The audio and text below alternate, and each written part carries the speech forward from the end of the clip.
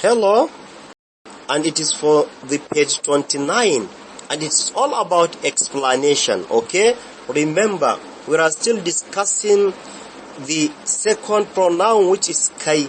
Kai is the female gender. No, is for the masculine gender. Okay, kai is for male. It's for male, not a female. Okay, so I'm starting now with present continuous tense. Remember, whenever you want to say you are, it's kana. Okay, kana. Okay, in positive. Baka in negative. I'm starting now. Positive question. Kana fita daga gida kuwa? The word kana means you are doing. Ka you, na doing.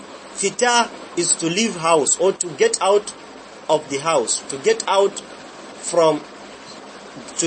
of the house or to leave the house. Daga is from. Daga means from. Gida, house, kuwa is question. So, kana fita daga gida kuwa? Are you leaving the house? So the word fita is to leave the house or to get out of the house. Okay? So, kana fita daga gida kuwa? Are you leaving the house?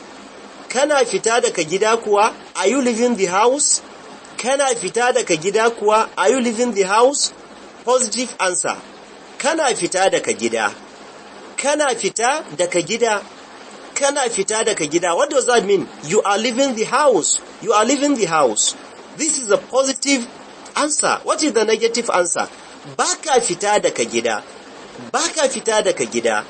Baka fita daga gida means you are not leaving the house. Baka fita daga gida means what? You are not leaving the house. Okay, because baka means you are not. Kana means you are doing. Okay? So, positive question. Negative question. Baka fita daga gida kuwa? Baka fita daga gida kuwa? What does that mean? Are you not leaving the house? Baka fita daga gida kuwa? Are you not leaving the house? Okay? Baka fita daga gida kuwa? Are you not leaving the house?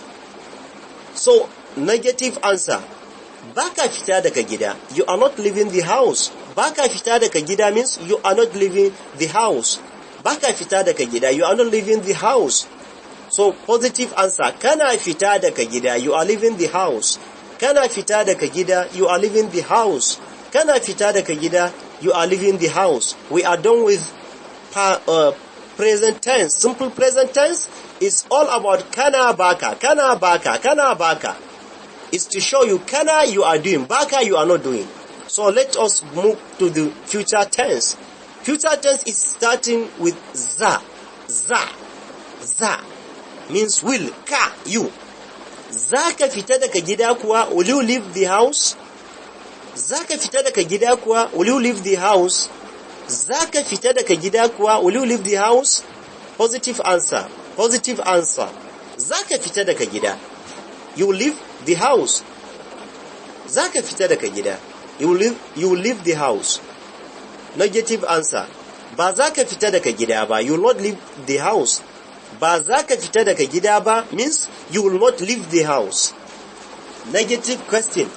Ba zaka fita daga gida ba kuwa? Ba zaka fita daga gida ba kuwa? Ba zaka fita daga gida ba kuwa? What does that mean? Will you not leave the house? Ba zaka fita daga gida ba kuwa? Will you not leave the house? Negative answer. Ba zaka fita daga gida ba. You will not leave the house. Ba zaka fita daga gida ba. You will not leave the house. Positive answer. Zaka fita daga gida. You will leave the house. Zaka fita daga gida means you will leave the house. Zaka fita daga gida. You will leave the house. Okay? We are done with future tense, which is all about zaka ba zaka. So now we are starting past tense, the past tense. Okay? Positive question. Ka fita daga gida kuwa? Ka fita daga gida kuwa? Did you leave the house? Ka fita daga gida kuwa? Did you leave the house? Positive answer. Ka fita daga gida. You left the house. Ka fita daga gida. You left the house. Ka fita daga gida. You left the house. No, negative answer. Baka fita daga gida ba. Baka fita daga gida ba means you didn't leave the house. Baka fita daga gida ba means what? You didn't leave the house. Okay? Negative answer. Baka fita daga gida ba. Negative question. Baka fita daga gida ba kuwa? Baka fita daga gida ba kuwa? What does that mean? Didn't you leave the house? Baka fita daga gida ba kuwa? Didn't you leave the house? Negative answer. Baka fita daga gida ba. You didn't leave the house. Baka fita daga gida ba. You didn't leave the house. Positive answer. Ka fita daga gida. You left the house. Ka fita daga gida. You left the house. Ka fita daga gida. You left the house. Bye. And it's purely Hausa. I'm starting now. Present tense. Kana fita daga gida kuwa? Kana fita daga gida kuwa? Kana fita daga gida kuwa? Kana fita daga gida. Kana fita daga gida. Kana fita daga gida. Baka fita daga gida? Sorry. Baka fita daga gida. Baka fita daga gida. Baka fita daga gida. Baka fita daga gida. Baka fita daga gida kuwa? Baka fita daga gida kuwa? Baka fita daga gida kuwa?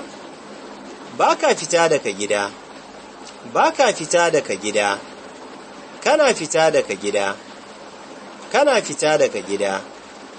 Kana fita daga gida. Future tense. Zaka fita daga gida kuwa? Zaka fita daga gida kuwa? Zaka fita daga gida kuwa? Zaka fita daga gida. Zaka fita daga gida.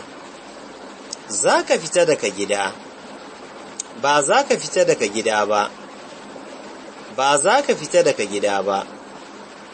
Ba zaka fita daga gida ba. Ba zaka fita daga gida ba kuwa? Ba zaka fita daga gida ba kuwa? Ba zaka fita daga gida ba kuwa? Ba zaka fita daga gida ba. Ba zaka fita daga gida ba. Ba zaka fita daga gida ba. Zaka fita daga gida. Zaka fita daga gida. Zaka fita daga gida. Past tense. Ka fita daga gida kuwa? Ka fita daga gida kuwa? Ka fita daga gida kuwa? Ka fita daga gida. Ka fita daga gida. Ka fita daga gida. Baka fita daga gida ba. Baka fita daga gida ba. Baka fita daga gida ba. Baka fita daga gida ba kuwa?